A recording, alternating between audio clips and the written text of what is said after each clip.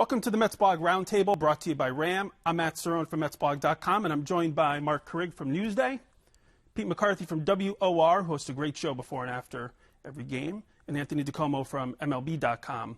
And I wanted to start this conversation off with payroll because I know that you guys, at least on Twitter, are you're no strangers to the free-flowing anger of some Mets fans online. And it seems like with this one signing with Yoenis Cespedes, payroll jumping back to kind of the same ballpark it was before Sandy joined the organization, that's kind of quieted down. And I'm wondering, first off, if you guys have noticed that at all from just your interactions on Twitter. People have been a little nicer? Relatively speaking, yeah. I mean, certainly that's a big statement. I thought the Cespedes signing, for lots of different reasons, was a big deal, and that's the financial part is one of them. My standard line with that when fans ask about payroll is like, well, when do we expect it to go up? And I've just been saying, look, until it does, there's no assumption that you can make that it will.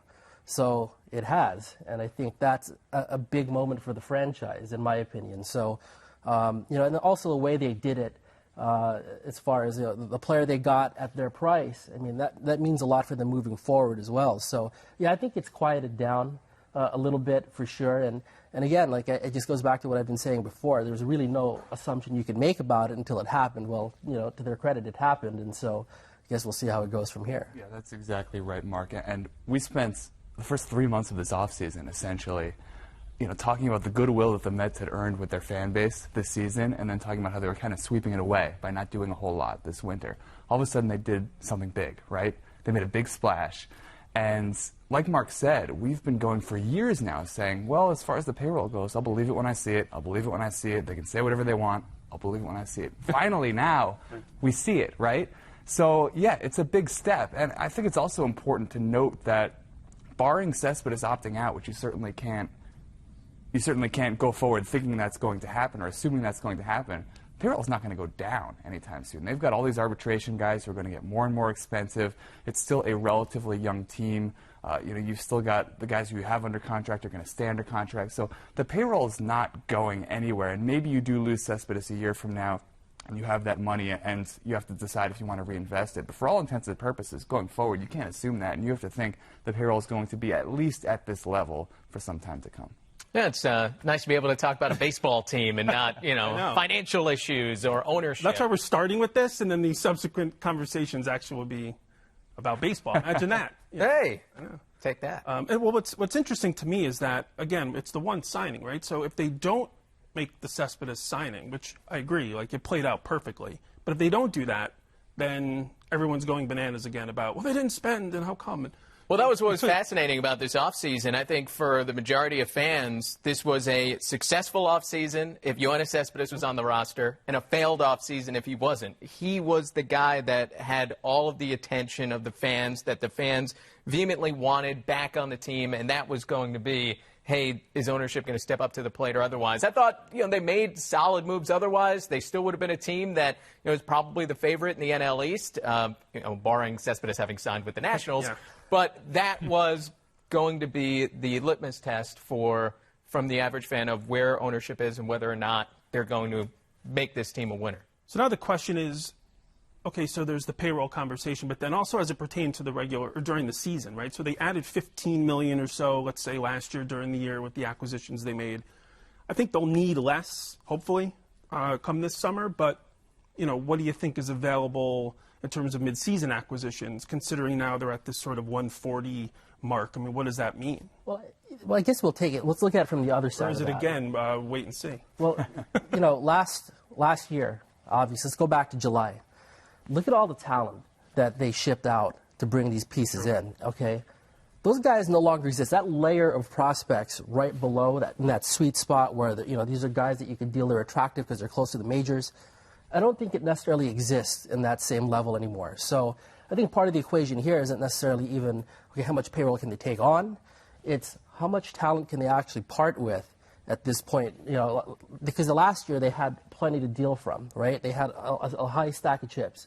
I don't see that necessarily being the same case this summer. If they get to the point where, okay, it's July and clearly they've got to add, I think it's a little more challenging because they've got less to work with. Well, the other part of that, too, is last year in July, they had significant holes on the roster. They had things they really needed to plug up if they wanted to be a contender, and obviously they did with Cespedes and with some of the other moves they made. Now, I'm not saying that's not going to happen because you never know what's going on with injuries, who gets hurt, what you need to fill. But going into the season, they really don't have holes. They don't have an obvious place in the roster where you're like, geez, they're going to have to upgrade this come midsummer. I mean, this is a pretty complete team. There's really no position battles of note in spring training. So barring a major injury, you're not really going to have to worry about this as much as you did last year. Well, I would amend that to say, yeah, there aren't roster holes.